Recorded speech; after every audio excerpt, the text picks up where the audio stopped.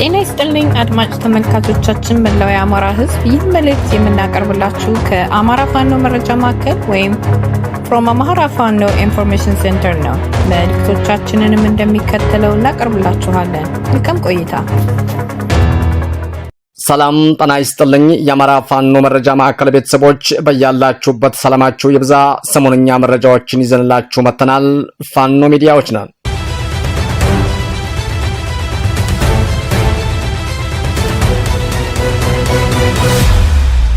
ከአማራ ፋኖ መረጃ ማዕከል የዕለቱን አንኳር የዜና ርዕሶችን በማስቀደም የዕለቱን ዜና እናሰማለን። ዕለተ ማክሰኞ ሐምሌ 28 2018 ዓ.ም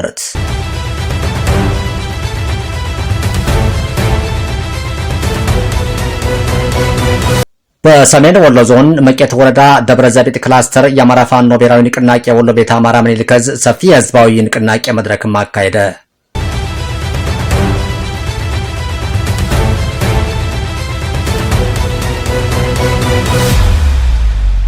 አርባ አምስተኛ መብረቅ ክፍለ ጦር በተቆጣጠረው ቀጠና ታላቅ ህዝባዊ መድረክም ተካሄደ።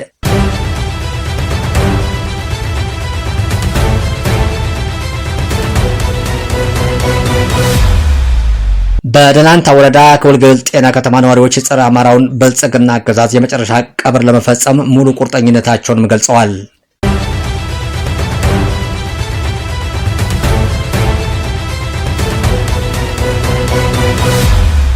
ውድ የአማራ ፋኖ መረጃ ማዕከል አድማጮቻችንና ተመልካቾቻችን የዕለቱን ዝርዝር ዜናዎች በሚከተለው መልኩ ስለሚቀርቡ እንድትከታተሉን እንጋብዝ።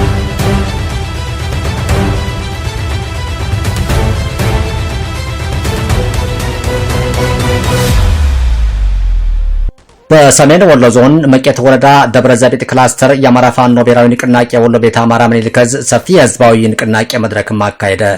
በንቅናቄ መድረኩ ከማህበረሰቡ ጋር ሰፊ የውይይት መድረክ የተካሄደ ሲሆን ህዝቡም በመቄትና አካባቢ ካሉ የፋኖ ኃይሎችም ጋራም የተጀመረውን ትስስርና አንድነትም ተጠናክሮ መቀጠል እንዳለበትም አዎንታዊና ጠንካራ ምክረ ሐሳቦችን የሰጠ ሲሆን ፋኖ የአማራ ህዝብ ስርዓት ወለድ በሆነ መንገድ የገጠመውንም ሁለንተናዊ የህልውና አደጋ ለመቀልበስ የሚያደርገውንም ፖለቲካዊና ትጥቅ ትግልም በሙሉ ልብ ሁለንተናዊ ድጋፍ ለማድረግም ዝግጁ መሆኑንም በመድረኩ ቃልም ተገብቷል። ማህበረሰቡ በትግሉ ተደራሽነትና ቅቡልነትም ዙሪያ እንዲሁም በድርጅታዊ እድገትና የዲፕሎማሲ ስራዎች ዙሪያ ጠንካራ ሐሳቦችን ሰንዝረዋል። ሰራዊቱ ፍጹም ለትግሉ የታመነ በጥሩ ስነ ምግባር የታነጸ ለጓዱና ለማህበረሰቡ ክብር ያለው እንዲሁም ድርጅቱ አበክሮ መስራት እንዳለበትም ማህበረሰቡ ያሳሰበ ሲሆን በድርጅታዊ እድገትና ዓለም አቀፍ ተቀባይነትን ድርጅቱ በእጅጉ ማሳደግ አለበትም ብለዋል። ሌላው ፋኖ በተቆጣጠራቸው አካባቢዎችም የትምህርት፣ የጤና፣ የግብርናና ሌሎች አገልግሎቶች በአግባቡ እንዲፈጸሙ ፋኖ እያደረገ ያለው አዎንታዊ ድጋፍ አድንቀው በህዝቡ ሀብት የተገነቡ ተቋማትንም ማህበረሰቡም ይሁን ፋኖ መጠበቅ እንዳለበትም በመድረኩ ማህበረሰቡም ገልጸዋል። በመድረኩ የአማራ ፋኖ ብሔራዊ ንቅናቄ ወሎ ቤተ አማራ ምኒልክ ዕዝ የአደረጃጀት መምሪያ ኃላፊ አርበኛ አሰፋ መሰለ፣ የዕዙ እቅድ ዝግጅትና ግምገማ መምሪያ ኃላፊ አርበኛ አረጋው ያለውና የዕዙ ምክትል ህዝብ አስተዳደር ኃላፊ አርበኛ ጋሻው ሙሉጌታና የ303ኛ ኮር ህዝብ አስተዳደር ኃላፊ አርበኛ አምሳ አለቃ መንግስቱ ካሳ እንዲሁም የ303ኛ ኮር 81ኛ ክፍለ ጦር አመራሮችና የ16ኛ ኮር 22ኛ ክፍለ ጦር አመራሮች የተገኙ ሲሆን ለንቅናቄ መድረኩም የሚመጥንም በሁሉም ዘርፍ ማብራሪያም ተሰጥቶበታል። 45ኛ መብረቅ ክፍለ ጦር በተቆጣጠረው ቀጠና ታላቅ ህዝባዊ መድረክም ተካሄደ። አማራ ፋኖ ብሔራዊ ንቅናቄ ወሎ ቤተ አማራ ምኒልክ ዕዝ 105ኛ ኮር 45ኛ መብረቅ ክፍለ ጦር በተቆጣጠራቸው ጎረጅ ቀጠና ላይ ታላቅ ህዝባዊ መድረክም ተካሂዷል። በመድረኩ ላይ ከፍተኛ የዕዝ የኮርና የክፍለ ጦር ከፍተኛ አመራሮችም ተገኝተዋል። በመድረኩ ላይ የመክፈቻ ንግግር ያደረጉት አርበኛ ንጉሴ ሐሚድ ጎረጅ ከተማ በጠላት እጅ ከ6 ወር በላይ ተይዛ ስትቆይ የአገዛዙ ወንበር አስጠባቂ ሰራዊትም በማህበረሰቡ ሰብአዊ፣ ኢኮኖሚያዊና እንዲሁም ማህበራዊ ጉዳቶች ላይም አሉታዊ ተጽዕኖ ሲያሳድር መቆየቱንም አውስተዋል። በመቀጠልም የመብረቅ አናብስቶችም ከተማዋን ለመቆጣጠርም በጠላት ምሽግ ላይ ተደጋጋሚ የማጥቃት ውጊያ በመክፈትም ይዟት የነበረችውን ከተማ ለቆ እንዲወጣም አድርገናል። በዚህም በልጆቻችሁ ልትኮሩ ይገባል በማለትም የእንኳን ደስ ያላችሁ መልእክታቸውን አስተላልፈዋል። በመድረኩ ላይ የተለያዩ አጀንዳዎችን በማንሳት ሰፊ ትንታኔና ማብራሪያ የተሰጡት አርበኛ ዘላለም ኑርዬ የፋኖን ዓላማና አሁናዊ ቁመና በተመለከተ ሰፊም ገለጻም አድርገዋል። እንደ አርበኛ አገላለጽም ፋኖ የሚኖረውም በህዝብ ነው፣ የሚኖረውም ለህዝብ ነው። ፋኖ ህዝባዊ ነው። ፋኖ ለአማራ አልፎም ለኢትዮጵያ ህዝቦች የቆመ ብቸኛው የነጻነት ታጋይ የህዝብ ልጅ ነው ብለዋል። በመቀጠልም አርበኛ ዶክተር ሚካኤል ጋሻው እንደገለጹት ከሆነ የአማራ ፋኖ እየታገለ ያለው የአማራ ህዝብን የህልውና አደጋ ለመታደግና የአህመድን ዘራፊ ጦርነት ጠባቂ ስርዓትም ለማስወገድ መሆኑንም ገልጸዋል። በዚህም የውይይት ሂደትም ከታዳሚዎች በርካታ ጥያቄዎችና አስተያየቶችም ተነስተዋል። ላብነት ያህልም ፋኖ ወደ ከተማ ሲገባ ምንም አይነት የተኩስ ድምጽ ሳያሰማ መግባቱ እንዲሁም ከማህበረሰቡ ጋር ያለውን መስተጋብርም ታማኝነትና ቅንነትም በተሞላበት መልኩ መሆኑ እፎይታ እንደፈጠረላቸውም ገልጸዋል። ነገር ግን የአብይ ወንበር አስጠባቂ ሰራዊት በማህበረሰቡ ላይ ፋኖን ትደግፋላችሁ በሚል ከፍተኛ አካላዊና ስነልቦናዊ ጉዳትም ማድረሱን ተናግረዋል። ነገር ግን የአብይ ወንበር አስጠባቂ ሰራዊትም በማህበረሰቡ ላይ ፋኖን ትደግፋላችሁ በሚል ከፍተኛ አካላዊና ስነልቦናዊ ጉዳትም ማድረሱን ተናግረዋል። በተጨማሪም በከተማ ውስጥም ራሱን ጥምር ጦር ብሎ የሚጠራው ሰራዊት ሴቶችን መድፈሩን፣ በርካታ የግል መሳሪያዎችን መውሰዱን፣ ተቋማትን ማውደሙን እንዲሁም ሱቆችና የእህል መጋዘኖችንም መዝረፉን ገልጸዋል።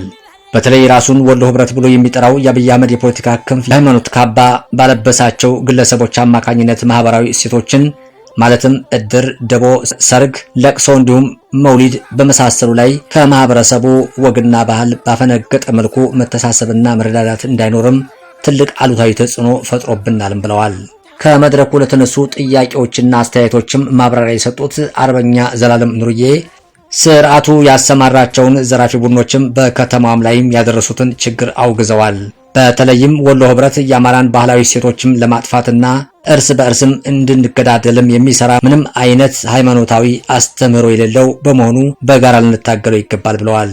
አርበኛውም አክለውም የፈረሱ እድሮችም በአስቸኳይ ወደ ነበሩበት እንዲመለሱና የወሎ ህብረት አባል የሆኑ ግለሰቦችም ከድርጊታቸው እንዲቆጠቡ በአጽንኦትም ተናግረዋል። በመጨረሻም የምኒልክ ዕዝ ከፍተኛ አመራሮች የሆኑት አርበኛ ኑሮዲን አበበ ማህበረሰቡ በመከባበርና በመተማመን በአንድነት ከፋኖ ጎን በመሰለፍ ይህንን ጄኖሳይደር አገዛዝም ለአንዴና ለመጨረሻ ጊዜ ለማሸነፍ በጋራ መሰለፍ አለብንም ሲሉም ተደምጠዋል። በደላንታ ወረዳ ከወልገል ጤና ከተማ ነዋሪዎች ጸረ አማራውን ብልጽግና አገዛዝ የመጨረሻ ቀብር ለመፈጸም ሙሉ ቁርጠኝነታቸውን ገልጸዋል። በአማራ ፋኖ ብሔራዊ ንቅናቄ ምኒልክ ዕዝ ሙሉ በሙሉ በተቆጣጠረባቸው እጅግ ስትራቴጂካዊ የጦር ቀጠና በሆኑት ደላንታ ወረዳ ሐምሌ 26 2018 ዓ.ም የነዋሪውን ህዝባዊ ወገንተኝነትና የትግል ቁርጠኝነት በይበለጠ ያጠናከረ ታላቅ ህዝባዊ መድረክም አካሂደዋል። ይህ ታሪካዊ የውይይት መድረክም የተካሄደው በደላንታ ወረዳ መቀመጫ በሆነችው በወልገል ጤና ከተማ ሲሆን በመድረኩ የምኒልክ ዕዝ ከፍተኛ አመራሮች፣ የኮርና የክፍለ ጦር አመራሮች እንዲሁም ማዕረግተኛ ወታደራዊ አዛዦችም ተገኝተው መድረኩንም በብቃት መርተውታል። በውይይት ወቅትም ለበርካታ አስርት ዓመታትም በአማራ ህዝብ ላይ ሲፈጽም ስለነበረው ስልታዊና ቀጥተኛ የዘር ማጽዳት እንዲሁም በአሁኑ ወቅት ተባብሶ መንግስት መር በሆነ መልኩ ስለቀጠለው ዘር ጨፍጫፊው በእዙ ትምህርትና ስልጠና መምሪያ ኃላፊ በአርበኛ ፍቅሩ ፈንታው ሰፊ አጠቃላይ ገለጻም ተደርጓል። የህልውና ትግሉን መነሻና መድረሻ በሚመለከት ደግሞ ሰፊ ማብራሪያ ያቀረቡት የእዙ ፖለቲካ መምሪያ ምክትል ኃላፊ አርበኛ ስንታየው ተስፉ ትግሉ ህዝብን ከእልቂት የማዳንና ፍትህ ርትዕ የማስፈን ራስ በቅ ትግል መሆኑንም በአጽንኦት ሰጥቶ አብራርተዋል። አርበኛ ስንታየው አክሎም ፋኖ ከሌሎቹ አጋር ኃይሎች ጋር የሚያደርጋቸውን ትብብርና ወታደራዊ አጋርነትም እስከምን ድረስ ሊሆን እንደሚችልም የጋራ ግቡን በሚመለከትም ግልጽና ተጨባጭ ማብራሪያም ሰጥቷል። ሌሎች የዙና የኮር ከፍተኛ አመራሮችም የተለያዩ ርዕሰ ጉዳዮችን ዙሪያ ማብራሪያና ገለጻ ባደረጉበት በዚሁ መድረክም የወረዳው ነዋሪዎችም ከመድረኩ አመራሮች ለቀረቡት ማብራሪያዎችም ያላቸውን አክብሮትና ሙሉ ድጋፍም በታላቅ ወኔና ቁርጠኝነትም ገልጸዋል። ህዝቡ ለህልውና ትግሉም ያለው የጸና አቋም ሲያረጋግጥ የብልጽግና አገዛዝም ተገርሶና የፋኖ ፍትሃዊ ትግልም መቀመጫ አግኝቶ በምድሪቱ ላይ ፍትህና ርትዕ እስኪሰፍን ድረስም ከፋኖ ጎንም ቆሞ እንደሚያዋጋና እንደሚዋጋም በይፋ ገልጸዋል። በተጨማሪም ነዋሪዎቹ ለትግሉ ያለውን ጥልቅ አጋርነትም ገልጾ በህልውና ትግሉ ዙሪያ ወደፊት በሚደረጉ የውጊያና የፖለቲካ እንቅስቃሴዎች ላይ መሻሻል አለባቸው ያላቸውን ወሳኝ ጉዳዮችም ነቅሶ በማውጣት ገንቢ አስተያየቶችንም ሰጥቷል። በትግሉ ውስጥም የበለጠ ሊጠናከሩና ሊበረታቱ የሚገባቸውን የህዝቡና የፋኖ አንድነትም የደጀንነት ሚናና የደህንነት ጥቃቅን ጉዳዮች ላይ ያተኮሩ አዎንታዊ ሐሳቦችንም ሰጥቷል። ይህ በደላንታ ወረዳ የተካሄደው ታላቅ ህዝባዊ መድረክም የአማራ ህዝብ ለነጻነቱና ለህልውናው ያወጀውን መራራ ትግልም ወደ ተሟላ ድል ለማሸጋገር ያለው ዝግጁነትም ከምን ጊዜም በላይም በከፍተኛ ደረጃ ላይም እንደሚገኝም በግልጽ ያሳየም ሆኗል። በታሪካዊው ካራ ምሽግ ስም ካራ ምሽግ ብርጌድም የአርበኞቹ ጦር ተመሰረተ። በአማራ ፋኖ ብሔራዊ ንቅናቄ ሸዋ ጠቅላይ ግዛት አሳምነው ዕዝ በአፄ አምደ ጽዮን ኮር የአፄ ዳዊት ክፍለ ጦር በሚንቀሳቀስበት ቀጠና ካራ ምሽግ ብርጌድ የአርበኞቹ ጦር ሰራዊት ሐምሌ 25 2018 ዓ.ም በይፋ መመስረቱን የአፄ አምደ ጽዮን ኮር ሚዲያና ኮሙኒኬሽን ክፍል በምስል በተደገፈ የግንባር መረጃም አስታውቋል። በሸዋ ጠቅላይ ግዛት መርሐቤቴ አውራጃ ሬማ ክላስተርም በተካሄደው በዚህ የምስረታ ስነ ስርዓት ላይም የአማራ ፋኖ ብሔራዊ ንቅናቄ ሸዋ ጠቅላይ ግዛት አሳምነው ዕዝ ከፍተኛ አመራሮች፣ የአፄ ዳዊት ከፍተኛ የጦር አመራሮችም፣ የክላስተርና የቀበሌ አመራሮች እንዲሁም ጥሪ የተደረገላቸው ልዩ ልዩ ተጋባዥ እንግዶችም በተገኙበትም ብርጌዱ ተመስርተዋል። በዚህ የምስረታ መድረክ ላይም የሰራዊቱን የውስጥ አደረጃጀትም፣ ወቅታዊ ቀጠናዊና ጂኦፖለቲካዊ ሁኔታዎችም፣ የሰራዊቱን የስነ ልቦና ዝግጅትም እንዲሁም የወደፊት የትግል አቅጣጫዎችን አስመልክቶ በየደረጃው ከሚገኙ አመራሮችም ሰፊ ምክረ ሐሳቦች ተነስተው የጋራ ውይይትም ተደርጎባቸዋል። ውይይቱ ተከትሎ አዲስ የተመሰረተውን የካራ ምሽግን ብርጌድም በተሟላ አደረጃጀትም ወደ ስምሪት መግባቱንም የኮሩ መረጃም ያመለክታል።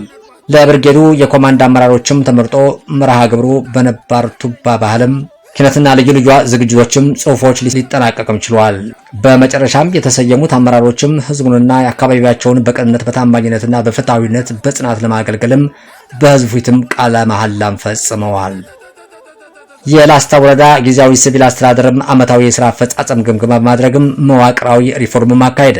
የአማራ ፋኖ ብሔራዊ ንቅናቄ ወሎ ቤት አማራ ምኒልክ ዕዝ 303ኛ ሳምነው ኮር ከሚያስተዳድራቸው ወረዳዎች መካከል አንዱ የሆነው የሰሜን ወሎ አስተዳደር ዞን ላስታ ወረዳ አንዱ ሲሆን ህዝብን የማገልገልም የጊዜያዊ ሲቪል መዋቅርም የ2018 ዓ.ም ዓመታዊ የሥራ አፈጻጸም ግምገማም አካሂዷል። በተደረገው የግምገማም ከወረዳው ስራ አስፈጻሚዎች እስከ ቀጠና አስተባባሪዎችና ቀበሌ ምድብተኞችም ድረስ የተገማገሙ ሲሆን በመድረኩም ጠንካራ አፈጻጸሞች እንዲቀጥሉ፣ ክፍተቶች እንዲቀረፉና ለቀጣይ ተስተካክለው እንዲሄዱ አቅጣጫ የተቀመጠ ሲሆን ሐምሌ 25 እስከ 27 2018 ዓ.ም ለተከታታይ 3 ቀናትም የተካሄደው ግምገማም የኮሩ አደረጃጀት ዘርፍ ኃላፊን ጨምሮ ከፍተኛ አመራሮች የመሩትና የታዘቡት ሲሆን የተጓደሉ አመራሮችን በመተካካትና በመዋቅራዊ አደረጃጀትም ሪፎርም በመስራት የቀጣይ የሥራ ዝርዝርም ተልእኮና አቅጣጫ ማስቀመጥም ግምገማው ተጠናቋል ሲል የ303ኛ ግዙፉ አሳምነው ኮር ህዝብ ግንኙነት መምሪያ መረጃውን ማድረሰውናል።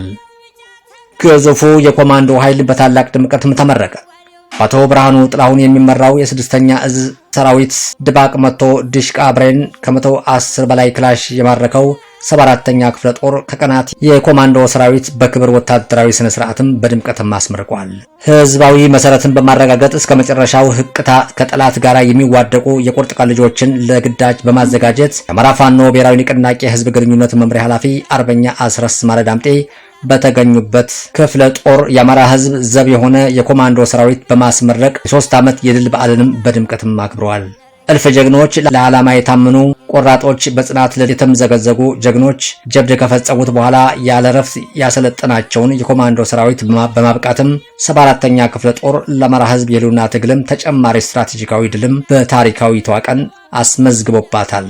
መደራጀት፣ መሰልጠን፣ መታጠቅ የማይቋረጥ የትግል መስመር ያደረገው የአማራ ፋኖ ብሔራዊ ንቅናቄ ቴዎድሮስ ዕዝ 201ኛ ኮር 74ኛ ክፍለ ጦር ከበርካታ እልህ አስጨራሽ ውጊያዎች ጎን ለጎን ያሰለጠናቸውን የኮማንዶ ሰራዊትም የአማራ ፋኖ ብሔራዊ ንቅናቄ ከፍተኛ አመራሮች፣ የምኒልክ ዕዝ ከፍተኛ አመራሮች፣ የ74ኛ ክፍለ ጦር አመራሮችና ጥሪ የተደረገላቸው የክብር እንግዶችን በተገኙበት በደማቅ ወታደራዊ ስነ ስርዓትም አስመርቋል።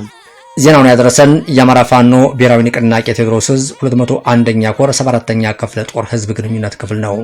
ሰሞነኛ መረጃዎቻችን እነዚህ ነበሩ። የአማራ የህልውና ተጋድሎ ተጠናክሮ ይቀጥላል። ቸርን ሰንብት። በድጋሚ የአማራ ፋኖ መረጃ ማዕከል ቤተሰቦች በቀረበላችሁ መረጃዎች ላይ ሀሳብ አስተያየት እንድትሰጡ በትህትና እንጠይቃለን። ሰናይ ጊዜ እንዲሆንላችሁ እንመኛለን።